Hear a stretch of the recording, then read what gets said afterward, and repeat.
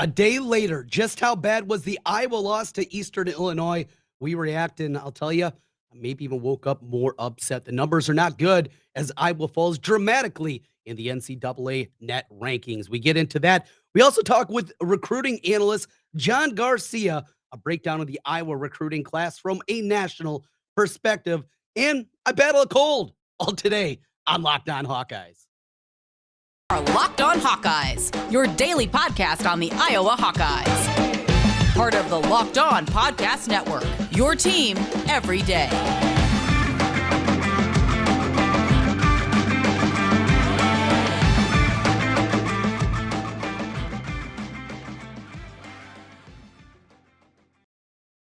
Welcome in once again. This is the Locked On Hawkeyes podcast. Thanks for making Locked On Hawkeyes your first listen each and every day, available wherever you get podcasts. And you can also find us on YouTube. Hit the subscribe button while you're there. Helps us get in front of more Hawkeye fans. And if you're on the podcast side, 5-star reviews. That's what we're looking for as we talk Hawkeyes with you each and every day, your team every day on the Locked On Network. Glad to have you aboard with us here today. As you could tell, my voice still a little bit rough, even after yesterday's terrible performance. Now, yeah, it very well could be that I was yelling at my screen too much. It wasn't a TV. I was watching it on my phone yesterday. And just the absolutely despicable effort that came from Iowa basketball yesterday. So the numbers are in. We found out yesterday, about an hour after the game, Ken Pomeroy. If you don't know Ken Pomeroy, you're going to hear that name a lot here on Locked On Hawkeyes. I have been a long-time subscriber to Ken Pomeroy in his metrics. It went to a pay site, probably 7-8 years back. And just so much good analytical information here for somebody like me that's a gambler. It's incredibly important to have that kind of information in front of you. In fact, the point spread is very, very close, seemingly every single time, to what the Vegas point spread turns out to be. So Eastern Illinois yesterday came in ranked 356 in the country. Today, they're 349. Again, this is an awful team. This is an embarrassing loss for Iowa from the national perspective and people talking about it to the drag that this is going to be all throughout the season. This is an anchor that is going to be incredibly difficult for Iowa to pull out of. It's just the reality. You lose to a team that even after the win is ranked 349th in the country. This is as bad of a loss as anybody has had in college basketball, anybody trying to fight for an NCAA tournament bid. So the projections also. Iowa, in fact, just a couple of weeks ago, going into the week where they played Duke, Iowa State, Wisconsin, they were projected at that point to be the second best team in the Big Ten. I mean, that's what these computer numbers thought of this team. We know Chris Murray's injury has something to do with it, but they were well projected, well thought of from the analytics community. There's another one. I can't think of the guy's first name. Haslam, though, is his last name. Iowa dropped just a huge, huge percentage in his rankings. And they went from being ranked as one of the top 20 teams in the country, still even after losses to TCU and Duke and Wisconsin. His metrics still really like this Iowa team. After the loss to Eastern Illinois, they dropped to number 49. 36 spots they plummeted. But the biggest numbers and the biggest thing to be concerned about for Iowa after this awful loss is the NCAA net rankings. This is what the selection committee uses as it pertains to selecting at-large teams and seeding teams and everything else for the NCAA tournament. Iowa was 27th yesterday. Today, we wake up after the loss to Eastern Illinois. They're at number 60. That shows you just how bad this loss was. There's no two ways about it. Now for Iowa, like to be an NCAA tournament team, you're going to have to be, at minimum, have a winning record and then probably have to do some work in the Big Ten tournament. That means going 11-9, which means going 11-8 the rest of the way. We talk about when things get started again next week on Thursday at Nebraska, at Penn State. You're home for Indiana, and then you go on the road again for Rutgers. I mean, you're talking about 3 road games here when things get started, and 3 of the next 4 of those games, they're only projected to win one of them. That is the Nebraska game. They're projected to win by a point against Indiana. Yeah, you come for home after that, but you got a lot of work to do. And it's not only getting to 11-9. I don't know if that'll be enough. Even at 11-9, I think there'll be work to do. That put Iowa at 19-12 going into the Big Ten tournament. But then on top of it, it's got to be who those wins are against. You can't just be beating Minnesota and Northwestern and the dregs of the Big Ten this year, Nebraska. I mean, that can't be your wins. It has to go even deeper than that. So a huge, huge component here of this, and what we have is these numbers, and we have the official numbers today, and it just shows you how ugly, how bad this loss was. Not only losing, but losing in the fashion that they did. It just how tough, how physical. There's want to. The second half, just seeing Eastern Illinois get any shot that they wanted. How about this? If you like statistics, win probability. When Iowa jumped out to that 18-4 lead, 14:25 left to go in the first half, their win probability was 99.9%. With still 35 minutes left in the basketball game, their win probability was at 99.9%. This was the 1%. Not even the 1%. The 0.1% is the way that it happened. I was up 22-8, 12:56 to go, and then here we are today. Bill Bracha, he was working hard, missed 4 free throws. Tony Perkins, fighting, clawing, trying to get it done. But the shooting performances, McCaffrey, Patrick 0 for 7, Ulis 0 for 7. Yeah, you reap what you sow, right? And this team right now, they have a lot of soul searching. This is awful. Philip Bracha after the game, talking about we probably didn't respect him enough. You think? It's just absolutely unthinkable. Even as Eastern Illinois got back into the game, Iowa was still a huge favorite. Iowa, in fact, was still favored in the game when they were down by 10 with just over 5 minutes to play.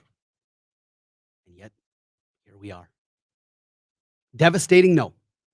But your margin of error got a whole lot slimmer after that one.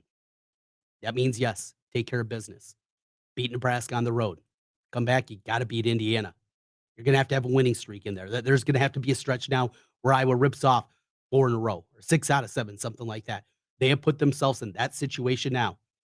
Will this team be different, better? When they get Chris Murray and Connor McCaffrey back, no doubt about it. But to lose like that, to lose in that fashion, it's scary. It really is. And Iowa, boy, they got a lot of work to do to get this thing figured out. We're going to jump over, talk a little football. We got John Garcia coming up here in just a moment. We will talk with him about Iowa football recruiting. Of course, the biggest story from an Iowa perspective is losing Caden Proctor at the last hour as he flips his commitment to Alabama, what that means for Iowa. We talked yesterday about the offensive line recruiting class, still a class that I really like. And I think there's good things with that recruiting class. We'll talk about that just a little bit. And some of the other weapons that are coming in, how likely we're going to see these youngsters be able to come in right away and help out. We'll talk about that more as we continue here on Locked On Hawkeyes. BetOnline is your number one source for sports betting information, stats, news, and analysis. Get the latest odds and trends for every professional and amateur league out there. From pro football to college bowl season, basketball, they have it all at BetOnline. And if you love sports podcasts, you can find those also over at BetOnline. Always the fastest and easiest way to get your sports betting information. Head to the website today or hop on your phone to learn more. BetOnline, where the game starts.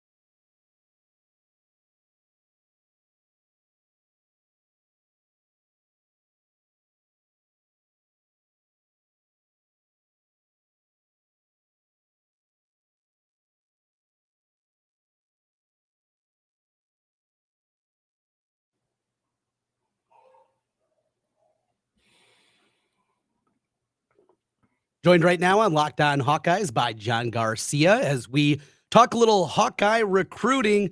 Hey, John, good to catch up with you. Our first time speaking here, connecting. Iowa football recruiting overall, it's kind of boring. You kind of get what you get. It's going to be a class ranked anywhere from 25 to 40. You're going to get hardworking kids, but a little bit different this year with Caden Proctor. Obviously, that's where the news starts and his decision to decommit. Some interesting comments that came from him yesterday in the signing period. But first of all, thanks for joining us. How are you doing? I'm doing well, Trent. Thanks for having me. Yeah, it's been a bit of a whirlwind like it is for everyone in the college football community this time of year. But yeah, Iowa was in the news more than we usually see. So I think that's a good thing overall. But yeah, we'll see how it looks going forward.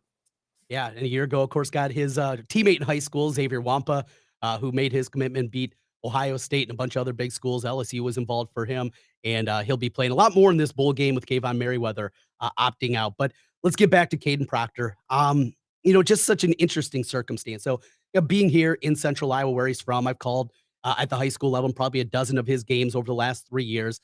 Interesting prospect. I mean, just the size. There's times he's out there going up against kids 180 pounds. So the translation in Iowa, we anticipated he's a day one starter. He's going to jump in there right away. There'll be a learning curve, no doubt. But at Alabama, I mean, is that realistic that Caden Proctor, yeah, he's the number one offensive tackle, but just the different kind of competition that he faces, that he's going to step in there and be a day one starter? Yeah, it's obviously for any recruit. It's hard at any position to jump in there and have that type of success at Alabama. I will say though, and Caden said as much, they've had a little bit more offensive line turnover than we are accustomed to seeing down in Tuscaloosa. Even starters hit the portal there, so there is a bit of a fluctuation going down in T-Town, but look, there's still a lot of talent there, right? There's a lot of returning starters. Even if you look at the younger linemen, J.C. Latham, Tyler Booker, the fellow elite linemen that have played early and often there more recently, they've had to kind of battle it out just to get on the field on this end. So, yeah, I think there's going to be a learning curve there for Proctor. I think he'll probably have to start on the right side as a right tackle, maybe even on the interior. He reminds me a little bit of Jedrick Wills, another Midwesterner who went down to Tuscaloosa to play his college ball. He had to start on the right side, and he ended up staying there, and I think he's still playing there in the NFL. So I do think that the versatility, or we'll see how versatile Caden could be, I think that could get him on the field a little bit sooner in Tuscaloosa. So it's not easy, but there is a little bit more room than we're used to seeing from a Nick Saban coach team. So we'll see. I mean, they've signed a great O-line class the last couple of years. A lot of those young guys are going to have plenty up for grabs in the near future. But from a size, physicality, and floor standpoint, not many better than a Caden Proctor. Yeah, we got a lot of these young guys out there on that offensive line the last 2 seasons, really, as they had a lot of recruiting misses in 2018, 2019, and kind of leading to having to play at times 4 sophomores and a freshman this year at the offensive line. I do want to talk about this offensive line group because even minus Caden Proctor, I really like this group of offensive linemen they bring in. Of course, it starts with Trevor Lauck, the 4-star from Indianapolis. Had Ohio State, had Michigan after him, came down to Michigan State, Tennessee also for his services. What can you tell us about the big man who is up to 295 already? Again, maybe a learning curve here, but if they do need some young help up front, how ready is Trevor Lauck?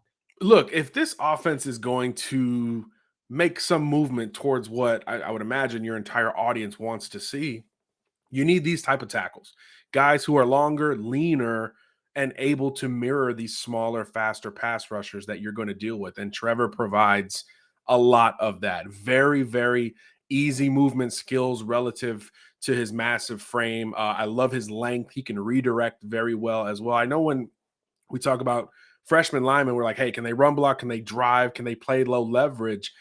Trevor can do those things, but I think I'm encouraged by the balance and anchor he has as a pass protector that can help him see the field a little bit sooner, because we know this thing's going to start to slowly unravel offensively for Iowa at some point, right? It has to. So these are the type of players that you do have to bring in. Look, Midwestern kid definitely has room to grow. I'm encouraged. I didn't know he was up to 295, so I'm happy to hear that because he is a little bit lean. But that's usually what we worry about least with these linemen coming in, because when they get to the Power 5 level, they're able to just assimilate with the weight program, the nutrition program, all that food and availability. They can pack it on pretty quickly. So it's really going to be just about that transition. He's an Indianapolis kid, not necessarily the greatest competition in the world.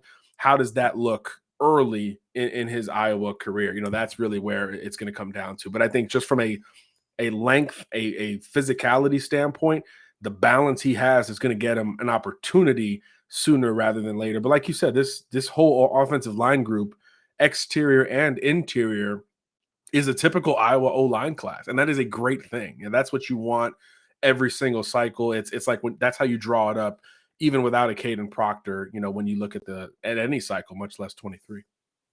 One other guy, well, Leighton Jones, another Indiana kid. He's more of a guard, interior guy, Yeah, maybe even a center. I think A so. lot of people like him.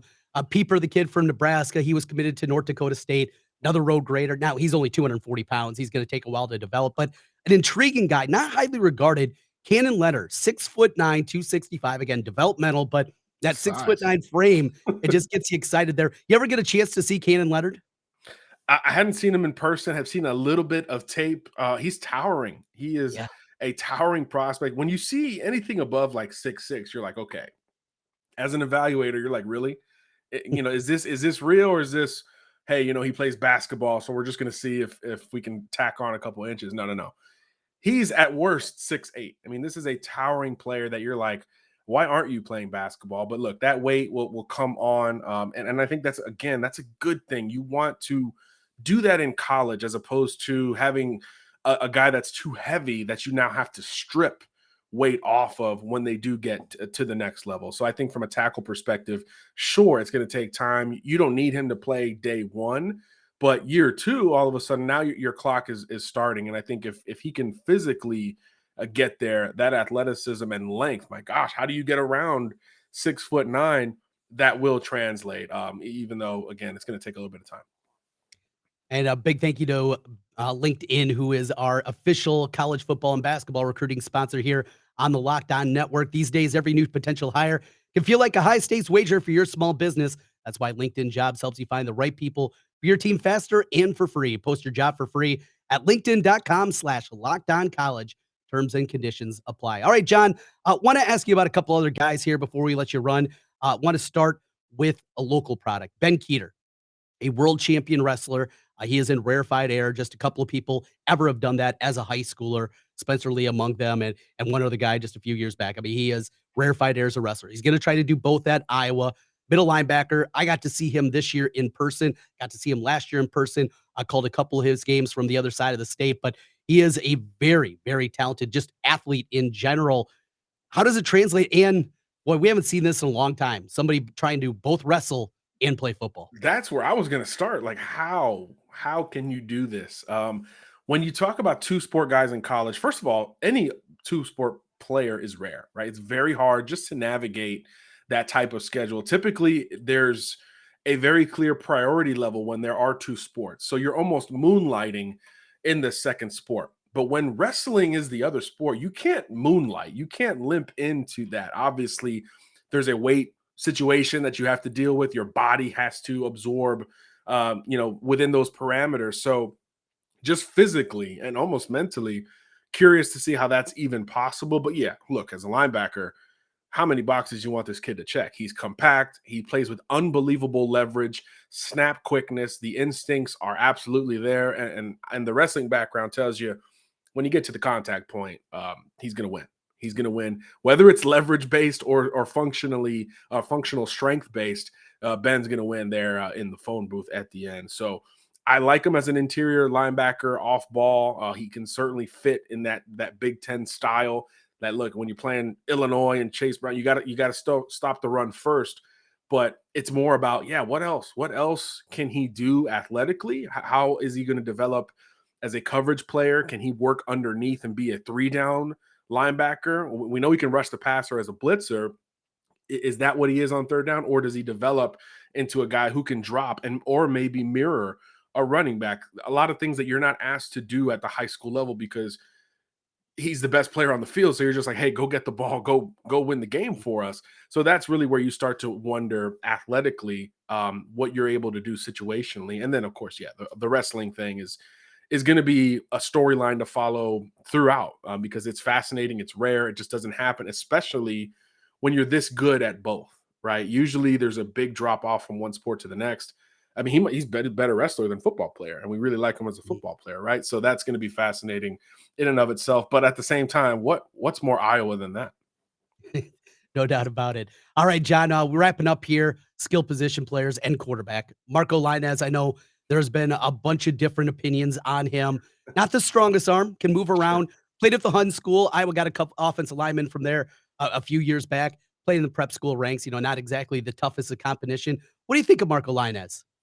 I like the movement ability and the frame. I think he's got that ability to compensate for maybe not being A, the most athletically gifted, or B, the most, rocket shipped on his right arm compared to some of these other quarterbacks that we look at in this class of 23. But that's okay. I mean, look at who Iowa just brought in Cade McNamara. Same kind of situation there where you're not blown away by the arm, but how steady he is, how opportunistic he is, and I think that experience will pan out really well for the Hawkeyes. So I think Marco's got a little bit of that in his game, because oftentimes with these guys with great arms, you're like, well, can he go off speed? Can he take some off of it? Where's the touch? I think touch and timing are just as important. It looks like Marco's throwing motion has improved from the junior year to the senior season. It's coming off his hip a little bit quicker. I do think in the pocket, he's got good enough movement skills to keep a defense honest. He can make that first guy miss and then be functional enough outside the pocket to extend plays. And really, at the end of the day, those are the traits that you're looking for. And then he's got the physical size and durability to hold up thereafter. You're not going to ask a lot of him early in his career. McNamara's got a lot of time left from an eligibility standpoint, but in a pinch, could he be a guy that can steady the ship if you need him in the next year or two? I do think that answer is yes. And look, the Hun School, very well coached program, very notable football program. They're not going to trot any guy out there. So I do think this is an advantageous get for Iowa to supplement the depth, because we know at that position in college football, you need as much depth every single year as any other spot, because it can turn over very, very quickly. John Garcia Jr. joining us here on Locked On Hawkeyes. He's the director of football recruiting for Sports Illustrated. And finally, quarterback, we go to skill position, something that Iowa is desperate for. Their last commitment, kid from Wiley, Texas, and Terrell Washington Jr., kind of a slot guy, can play running back, can play some slot, maybe something they can do with him in jet sweeps.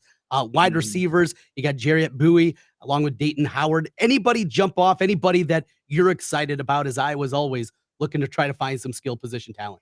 Look, I really like Bowie. He's got length, he's got speed, he's got third level juice as a receiver that, again, when you talk about what you want to see from Iowa taking that next step, that's a big part of it, right? I mean, I remember watching, oh gosh, what's his last name? The receiver from Mississippi that Iowa starred with a couple years back, Brandon. I remember Brandon watching Smith. him, Brandon Brandon Smith. Smith. I Yeah. remember watching him in Louisiana. I'm like, he's going to Iowa. Like, they pulled him out, long, a little raw at the time, but long, explosive wide receiver who, once he got there, he really was able to hit the ground running. I think Bowie, who's bigger at the same stage, has some of those same traits. And then I'll keep it in the state of Florida.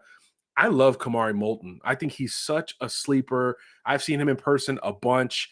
He's a grinder. He's a guy that plays all over the field when asked for a state championship level program. But if he's going to be able to focus on just running back at Iowa, where it's valued more than at other schools, I think he's got an opportunity to really blossom and be that true tackle to tackle guy, lower body dominant, contact balance is there, the physicality is there, and the consistency is going to be there as well. So I think he pairs well with the Texan that you just grabbed. If you make that your sort of running back combo of the future, I like both of those guys. And obviously, like you said, from a skill position perspective, you need some variance and some different types of athletes. And I do think in that regard, Iowa has checked some boxes and taken some chances, but checked some boxes in this class. And maybe those guys don't have to sit very long to see it come to fruition. That's awesome. Hey, John, this was a lot of fun. Really appreciate it. We'll have to do it again soon down the line. Sounds good, Trent. Thanks for having me on.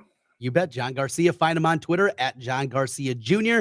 And he is part of Sports Illustrated and helps us out with recruiting here on the Locked On Network. Well, that will do it for today. Thanks to everybody out there for checking in with us on the Locked On Hawkeyes podcast. Thanks to LinkedIn helping us out with our recruiting conversation with John Garcia Jr. A lot of great stuff there. And a guy that we haven't really talked a whole lot about, and Kamari Moulton from Florida, an intriguing one, certainly interesting getting John's perspective, hearing about Marco Lainez. And again, yes, it sucks that Caden Proctor will not be part of this class, but still, Rivals had them 27th, the top 35 class, I believe it was at 24-7. And that offensive line class still is good. It's going to take a little longer. Is a ready-made guy. We'll see if Trevor Lau can be that, but plenty to be excited about.